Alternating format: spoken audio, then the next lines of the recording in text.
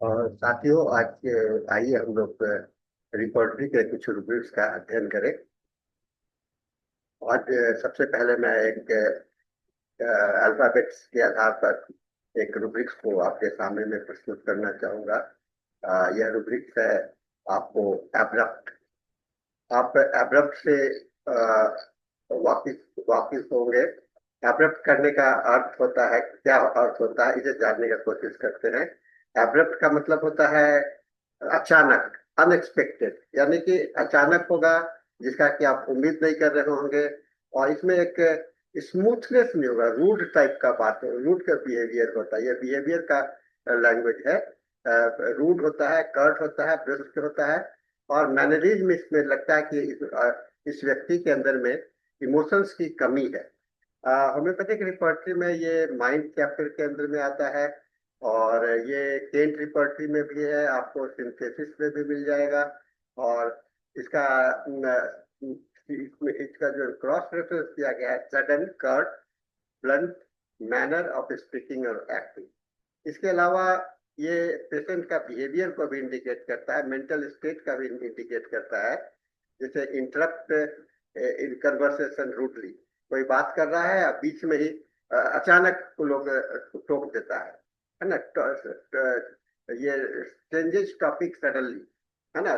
Topic को भी अचानक बदल देते, एक टॉपिक से दूसरे टॉपिक में अचानक रूडली बेवाक रूप में रहता है।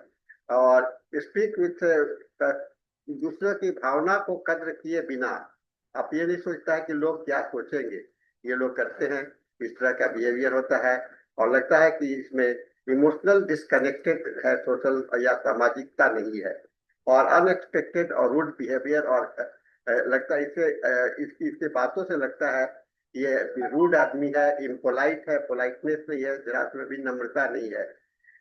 इसकी जो सिमिलर रूब्रिक्स है और कुछ आपको मैं सिनोनिम्स की जिक्र कर रहा हूँ। वह ब्लंट है, ब्लंट मैंने ब्लंटनेस, स्पीच ब्लंट, एकदम ये कहते हैं ना, ब्लंट आदमी है उस तरह से। कर्ट, रूडनेस होगा, ब्रिस्क होगा, स्पीच जो होता है बड़ा रफ होता है, harsh, rude, sudden in behaviour, tactless, बिना किसी लगाव के सीधे अपनी बात को रखेगा। अब पेशेंट को आप कैसे इसमें रोगी में देखिएगा। समटाइम्स आपको लगेगा कि पेशेंट जो है तो अचानक आपके सामने में बोलना शुरू कर दिया। आप अगर आप सवाल किए भी नहीं और वो आपसे प्रश्न करना शुरू हुआ आपसे काफी, और आप अगर इंटरप्ट करते हैं तो तुरंत ही वो अपने टॉपिक को बदल देता है। अगर आप केस टेकिंग कर रहे हैं, होता है। कुछ एग्जाम्पल मैं देना चाहूंगा। और जैसे लोग कहते हैं, I am I cut them of while speaking, but I just get straight to the point. मैं चाहता हूं कि सीधे आप भूमिका मत बनाइए, है ना। आप सीधे सीधे बात में करिए। कहते हैं मैं समय को व्यस्त नष्ट नहीं करना चाहता हूँ, मैं जो है वो उस बात को कहना चाहता हूँ। और लोग कहते हैं मुझे कि मैं ब्लंट हूँ और बड़ा डिप्लोमेटिक नहीं हूँ, और थोड़ा सा मुझे डिप्लोमेटिक होना चाहिए। और मैं नहीं चाहता हूँ, ये सब मैं अलग अलग भाषा अलग अलग पेशेंट में देखे। वो मैं नहीं चाहता हूँ कि मैं बस अपने आप को, मैं जो बोल रहा हूँ, जो कह रहा हूँ वही सही है, आपको इसका जो भी अर्थ लगा लो। तो इसके लिए मेडिसिन तो बहुत सारे हैं, आपको मैं मेडिसिन की जिक्र नहीं करूंगा। फिर भी इसके अंदर में जो प्रमुख दवाइयां हैं वह nux vomica, sulphur, lachesis, aurum metallicum, ignatia और बेलाडोना आता है। एब्रप्ट को हम लोग डिफ्रेंशिएट करते हैं। एब्रप्ट को sudden, blunt manner, emotionally inconsiderate, irritability के साथ में easily annoyed, irritability easily annoyed reactive है। ये लॉकेसिटी, बहुत ज्यादा बोलने वाला होता है। तो ये तो इसे थोड़ा सा आपको डिफ्रेंशिएट करना चाहिए। कुछ रोगी होते हैं जो कि बहुत जल्दी जल्दी बोलते हैं, जल्दी जल्दी व्यवहार करते हैं, उसे हम लोग दृष्टि के अंदर में लेते हैं।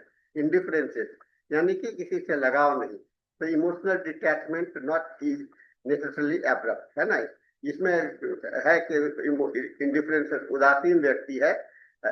इसका क्लिनिकल सिग्निफिकेंस सही है ये हमारे पर्सनैलिटी टाइप को इंडिकेट करता है। कुछ दवाइयों को भी हम लोगों को बताता है, और हम लोगों को सोशल और रैशनल डिस्टर्बेंस की भी जानकारी देती है।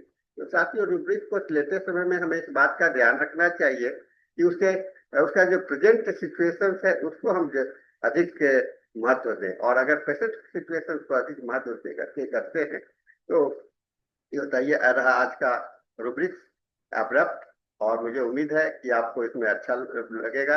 अगर कोई सवाल होगा तो आप मुझे निश्चित रूप से आप मेरे को सवाल कर सकते हैं इस रूब्रिक से संबंधित। Thank you very much.